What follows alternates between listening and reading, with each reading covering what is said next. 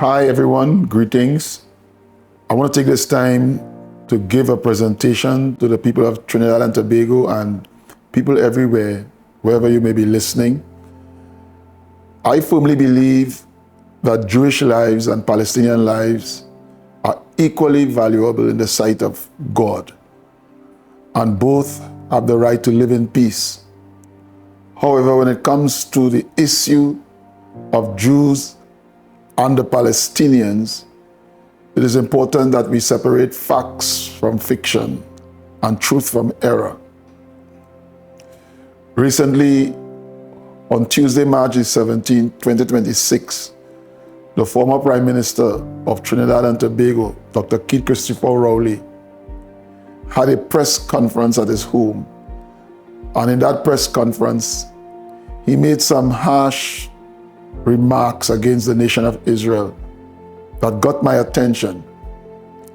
He made remarks that were very troubling to me and provoked this response that I'm giving now.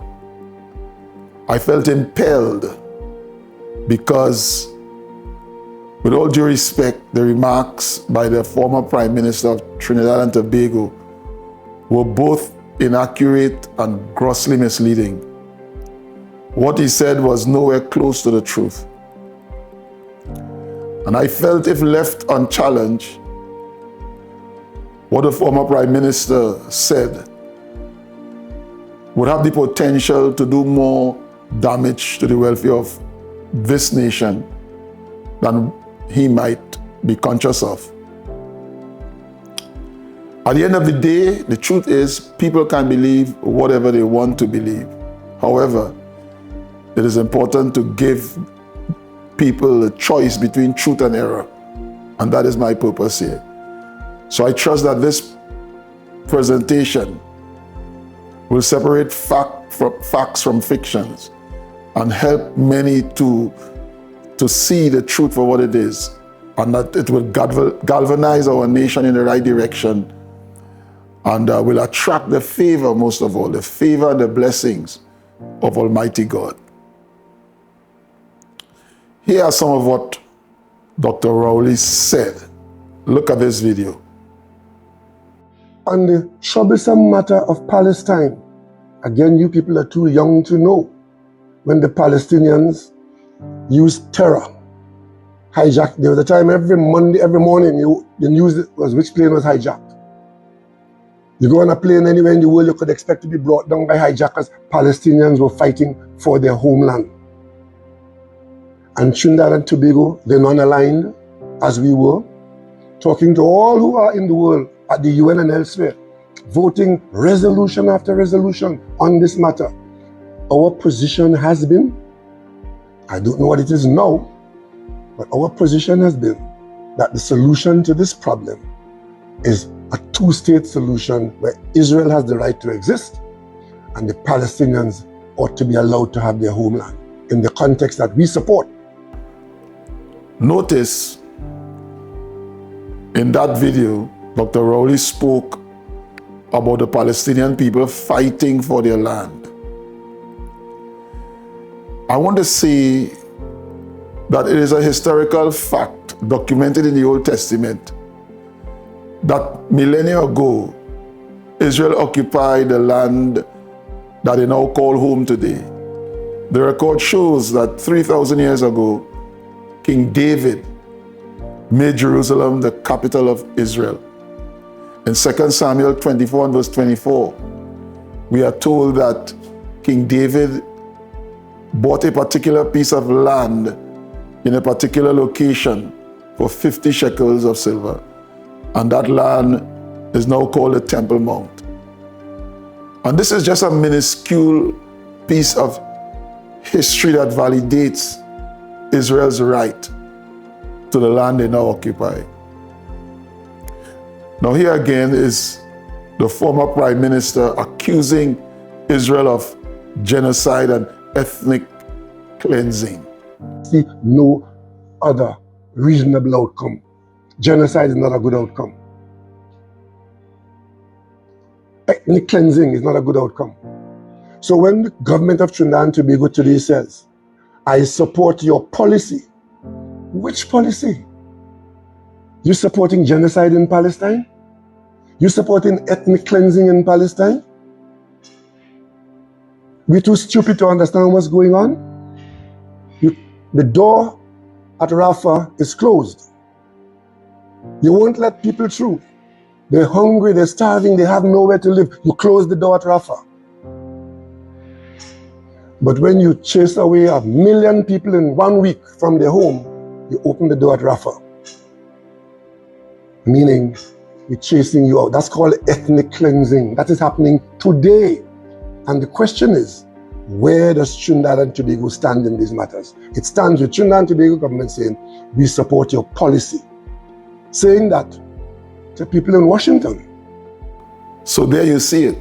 Dr. Rowley accused Israel of genocide and ethnic cleansing. He said the Palestinian people are fighting for their homeland. Now, those are very serious words. Ethnic cleansing and genocide. Here are the facts. Approximately 2 million Palestinians live and work within Israel as citizens of Israel. That is close to 20% of Israel's population.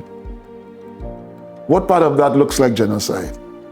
What part of that looks like ethnic cleansing? In fact, the average monthly salary for the Palestinians living in Gaza is 200 US to 400 US. And in the West Bank is 700 to 1,000 US dollars per month. In contrast, the average monthly salary for the Palestinians living in Israel is 2,400 to 3,200 US dollars per month. Trinidad and Tobago, what part of that looks like genocide and ethnic cleansing? It is important to note that the nation of Israel, which is located in the Middle East, is the only Jewish nation in the entire world.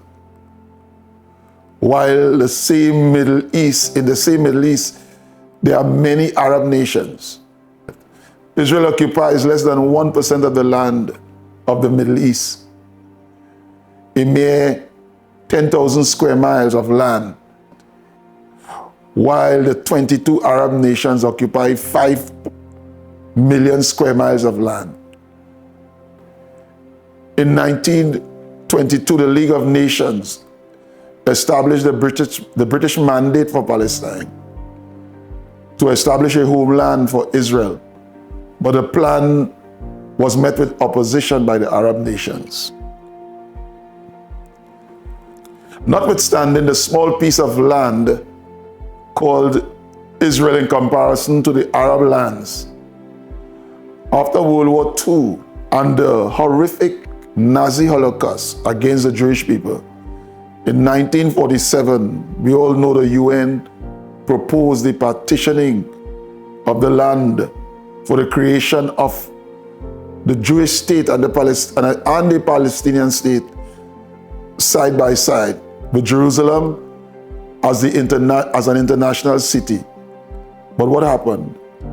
The Arab states opposed that. May the 14th, 1948, when the British mandate over Palestine ended, Israel established herself in her homeland as a nation, again amongst the nations of the world. Look at this video.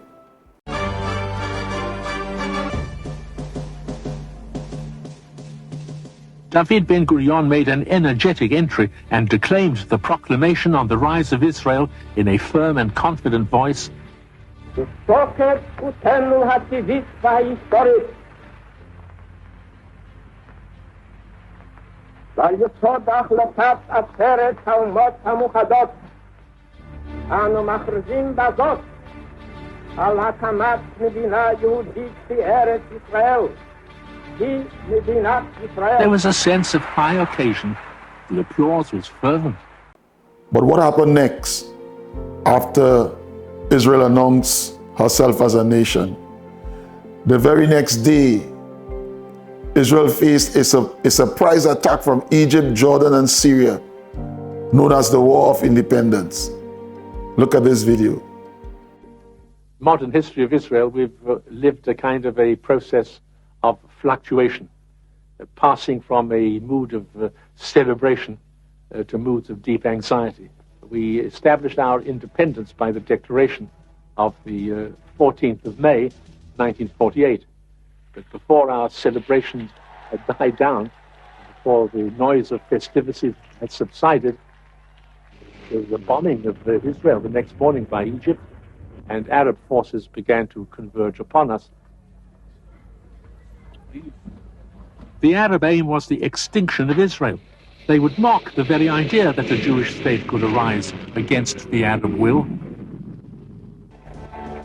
Israel, less than 1 day old, was being attacked not by untrained volunteers, but by the armies of 6 sovereign Arab states, well trained and lavishly equipped with British and French weaponry.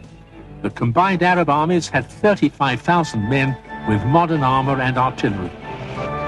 The Jewish army, men, women, and high school students who face the Arab onslaught are mainly civilians, poorly equipped, barely trained, using faith and determination against overwhelming odds. On November 29, 1947, after a hotly contested debate, the United Nations decided to partition British-ruled Palestine into 2 separate states, one for the Jews and one for the Arabs. After 2,000 years of exile and a mere 3 years after the Holocaust, the Jews would once again be a free nation in their ancient homeland. But having a claim to land was one thing. Being able to keep it was another. The Jews were euphoric, but the Arabs were enraged. They swore to destroy the Jewish state before it could even be born. Arab armies supplied with tanks, guns, and planes by Britain and France were poised to attack the Jewish forces who were only lightly armed. It will be a war of annihilation, declared Azam Pasha, Secretary General of the Arab League. Then in 1967, there was the 6-day war. Israel launched preemptive strike against Egypt and engaged in conflict with Egypt, Jordan, Syria, and Iraq. In 1973, there was the Yom Kippur War. Egypt and Syria launched a coordinated surprise attack against Israel, and that was during the Yom Kippur holiday. In 1987 to 1993, there was the first Intifada. Intifada means violent Palestinian uprising against Israel. And it lasted for about 6 years. Look at this video. Children, women, and of course young, even kids, demonstrating with many people participating in this, shouting, yelling, throwing stones, sometimes Molotov cocktails, but challenging our forces. You know, you couldn't use all the powers that we have had, and you couldn't let them rule or control the main roads inside the cities or all the main roads between the villages.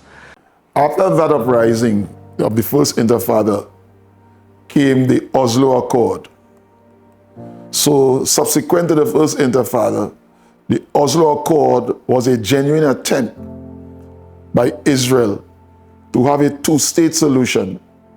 It was initially signed in Washington, D.C., and finally ratified in Oslo, Norway. And it was between Yitzhak Rabin and Yasser Arafat, mediated by Bill Clinton. The expected outcome from the Oslo Accord was supposed to be mutual recognition of the right to exist without violence, the establishment of Palestinian self-government. The signing caused the shift from the PLO, the Palestinian Liberation Organization, to the Palestinian Authority. And that authority was over the West Bank and Gaza. But what came out of the Oslo Accord, what came out of the Oslo Agreement, Imagine the year following the Oslo Accord, violence against Israel by the Palestinians went up by 400%. These things are documented. These things are the historical facts. After the agreement was signed, violence went up the next year by 400%. Talking about two-state solution, with buses filled with Israeli women and children literally being blown up. And that was happening on a constant basis, along with suicide bombers blowing up restaurants and hotels and other public places. This is what happened. So when people talk about two-state solution today, you wonder if it's two-state delusion. And I'm just trying to be candid. Instead of the Oslo Accord bringing peace through the objective of a two-state solution, ironically, it led to the second intifada, violent Palestinian uprising against the Jews.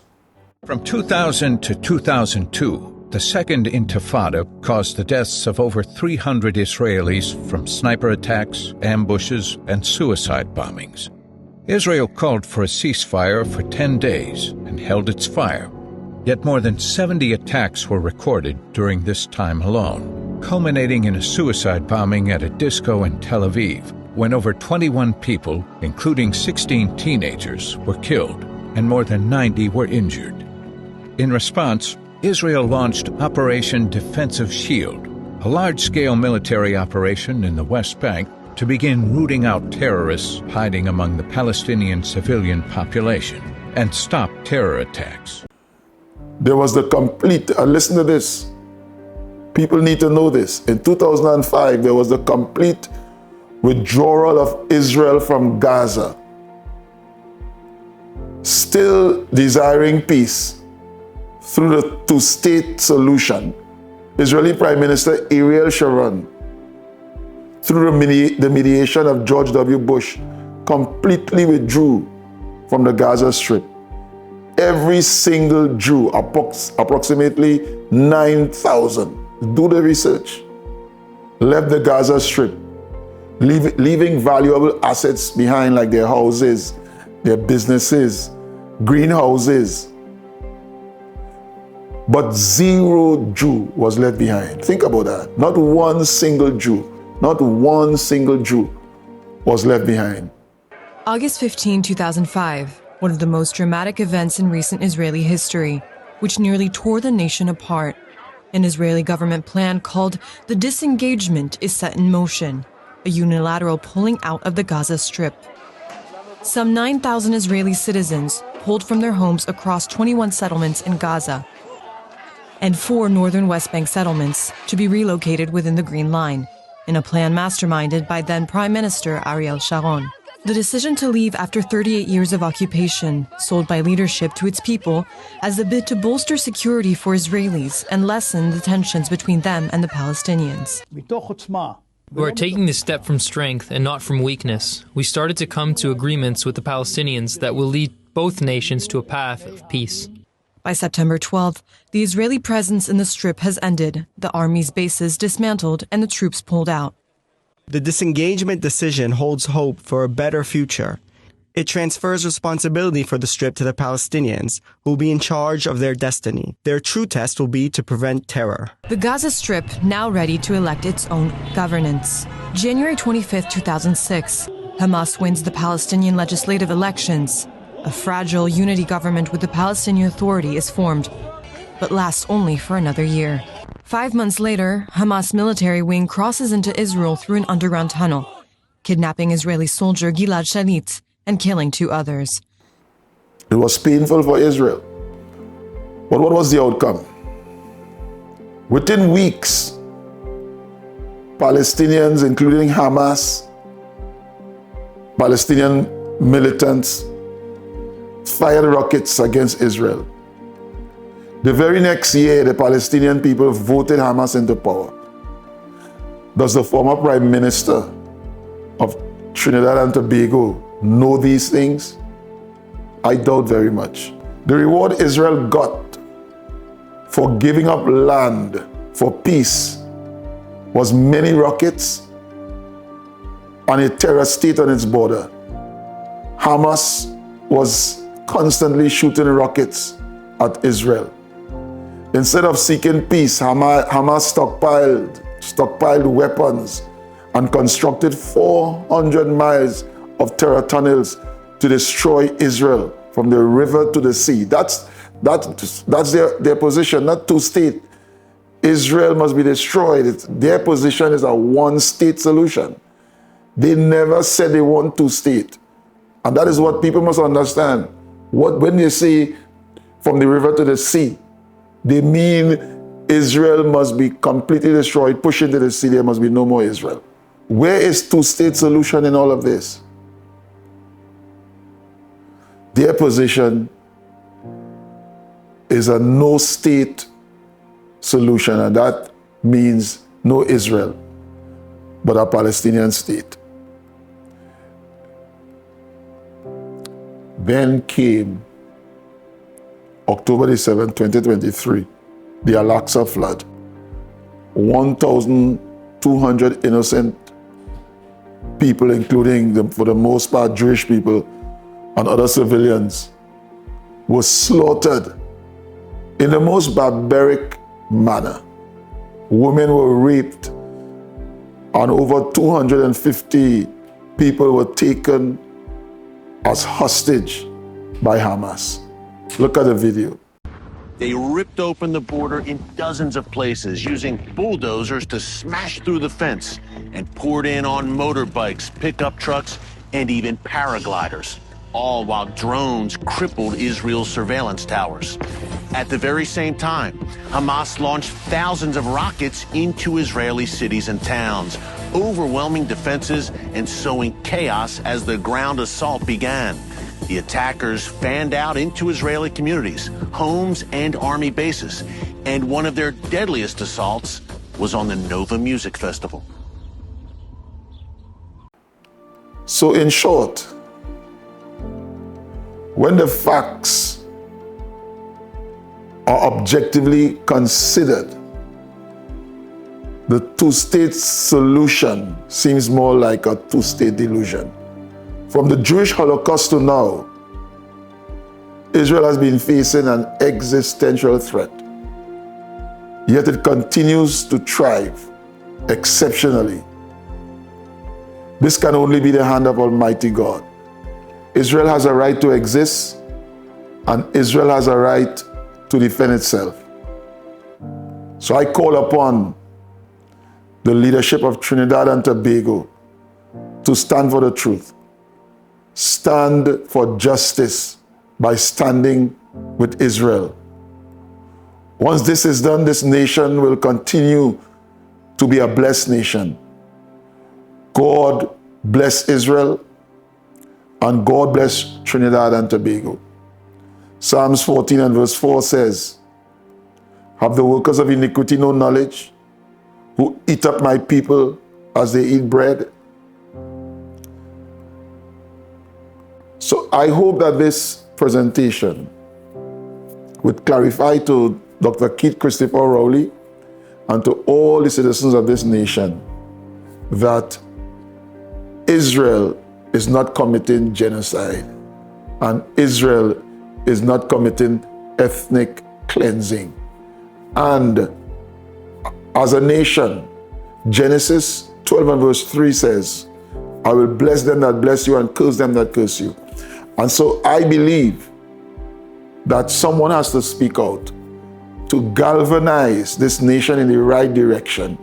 I want to encourage our present Prime Minister, Kamala Persad-Bissessar, to stand with Israel, because the Bible says that those who bless Israel will be blessed. And I believe, in spite of what politicians may do, because we speak out in the public square, because we testify the truth and give people a choice, that God will bless this nation. So I want to say again, God bless Israel, and God bless Trinidad and Tobago. Thank you for listening, and please share this video.